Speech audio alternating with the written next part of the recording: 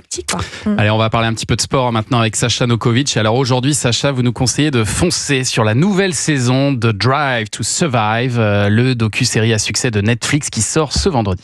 Docu-série sur les coulisses de la Formule 1, bien sûr. Vous le savez, la saison reprend la semaine prochaine sur Canal+, mais avant, c'est devenu un peu une tradition maintenant. Hein. Juste avant de reprendre la saison. C'est la préchauffe là, ouais. La préchauffe, voilà. Drive to Survive sur Netflix. On se replonge dans la saison passée avec tout ce qu'on a loupé ou mal vu, mais qui n'a pas échappé aux caméras de Netflix. Alors, on reproche souvent à la série de virer un peu au drama, de grossir le trait, mais dès le début de la saison 2024, la F1 lui a tout servi sur un plateau, double dramaturgie. D'abord, l'annonce du transfert du siècle de Lewis Hamilton de Mercedes à Ferrari en 2025. Et la breaking news sort donc un an avant son arrivée. Et ça, le patron de l'écurie italienne, le français Frédéric Vasseur, l'avait bien sûr calculé. Sur le timing, je l'ai fait à dessein, je l'ai fait exprès. Aussi parce que pour nous, c'était important d'attaquer la saison avec ça derrière nous. Et oui, sauf qu'il pique l'un des plus grands pilotes de l'histoire à Mercedes, dirigé par l'un de ses meilleurs amis, Toto Wolff. Mais vous savez, dans le sport, comme dans les affaires, comme dans Culture Média, il n'y a rien de personnel que du business. D'accord. La compétition, c'est pas seulement entre Toto et Fred. La compétition, c'est entre deux équipes, deux marques. Ça passe avant toute amitié.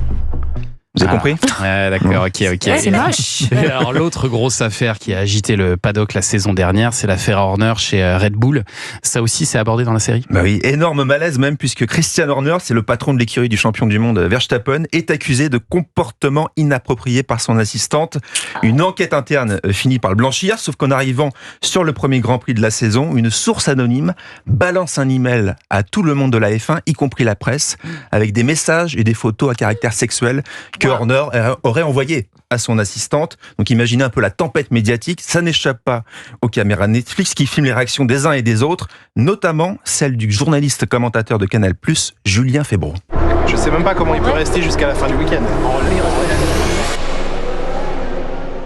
Et Julien Febvre, il savait qu'il était filmé là ? Eh bien non. Je lui ai demandé hier, il est même pas au courant qu'il est dans la série. C'est ça la force de Netflix, c'est qu'ils savent se glisser discrètement dans les coulisses. Ils vous filment, ils vous enregistrent et ils diffusent tout un an plus tard. Alors, il y a aussi des tournages qui sont évidemment très cadrés, très organisés. On se régale à suivre la vie privée des pilotes. Et alors cette saison, il y a un épisode formidable sur Charles Leclerc, le monégasque. On le suit chez lui dans la principauté et on découvre par exemple Charles qui joue du piano pour se détendre à la maison juste avant une course. Ça, c'est la vie privée. Charles qui se fait couper les cheveux à domicile par sa maman. Oh, c'est aussi mignon. Pas trop court, maman. Laisse quand même de la longueur. Mais j'enlève le petit bourrelet là que tu as. Le petit bourrelet. Il n'a pas les moyens d'aller chez le coiffeur, lui. Mais c'est plus mignon avec maman à la maison. C'est plus avec discret. les millions qu'il gagne. Il y a aussi Charles qui sort son chien le soir et qui ramasse ses crottes avec un petit sachet. En fait, Charles Leclerc, il est comme nous et quand il va, il a besoin de faire des courses, il va à la supérette du coin et malheureusement, parfois, il lui arrive ce qui nous est... Il y en a à Monaco. Il y a des supérettes. C'est pas les mêmes prix, mais il y a des supérettes. Et il lui arrivait d'ailleurs, à cause du prix, un malheur qui nous est tous arrivé au moins une fois dans notre vie quand on passe à la caisse. Écoutez. J'ai pris Ice Tea, Coca et Oasis. Je pense que ça ira pour tout le monde. Ça fait 11,57. Par carte, s'il vous plaît. Stop, ça passe pas. Non. Solde insuffisant. Solde insuffisant. Charles Leclerc. passe pas. C'est drôle. Même quand on s'appelle Charles Leclerc. Donc ça aussi, c'est dans cette saison 7 de Drive to Survive. Ouais, je vous conseille de regarder cette série parce que même si vous y connaissez rien à la Formule 1, c'est passionnant. Non, mais j'en ai entendu parler de cette série. C'est vraiment très Moi, très bien j'aimais bien fait. la Formule 1, je regarde. Merci Sacha Nokovic, qu'on retrouve la semaine prochaine et d'ici là on peut vous lire dans l'équipe. Dans un instant, on va jouer avec un auditeur.